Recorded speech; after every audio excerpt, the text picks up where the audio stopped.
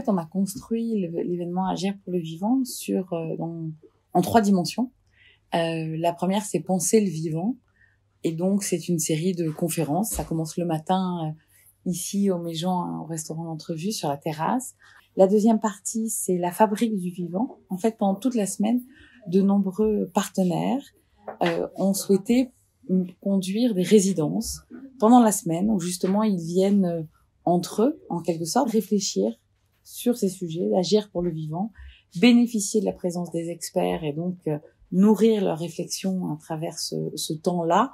Et la troisième dimension, c'est célébrer le vivant, parce que malgré tout, comme le dit Baptiste Morisot, on vit une crise de la sensibilité et malgré tout, la dimension festive de l'événement permet justement d'ouvrir des portes un peu différemment.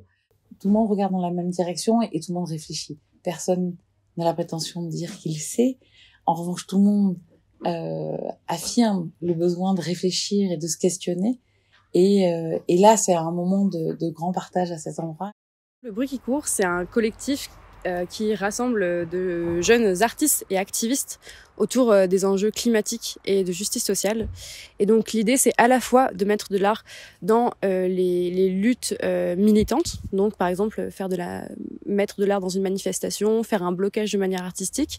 Et c'est de l'autre côté, c'est aussi de proposer de nouveaux imaginaires par des œuvres engagées. Moi, par exemple, je suis pas du tout du domaine artistique à la base, mais passer à travers l'art pour faire des choses ensemble en fait et passer du temps à créer en commun, à imaginer des choses en commun, même pour des personnes qui sont pas du tout touchées par l'art, c'est hyper puissant pour tisser des liens et faire que ça tienne.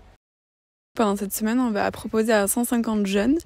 On dit jeunes et on a aussi à cœur de promouvoir l'intergénérationnel. Et du coup, l'idée, c'est à la fois de proposer des temps de formation et de création artistique. Et voilà, l'idée, c'est de permettre à ces 150 personnes de s'assurer qu'on ait tous les mêmes niveaux d'information, avec l'animation de plusieurs ateliers pédagogiques comme les fresques qui commencent à être de plus en plus connus. On développe des ateliers créatifs avec de la danse, du théâtre, de l'écriture et du graphisme. Et donc voilà, l'idée c'est que chacun s'y retrouve avec sa propre façon de communiquer, sa propre façon de s'exprimer. On voit bien que le monde artistique ne peut pas rester en reste par rapport à ces questionnements.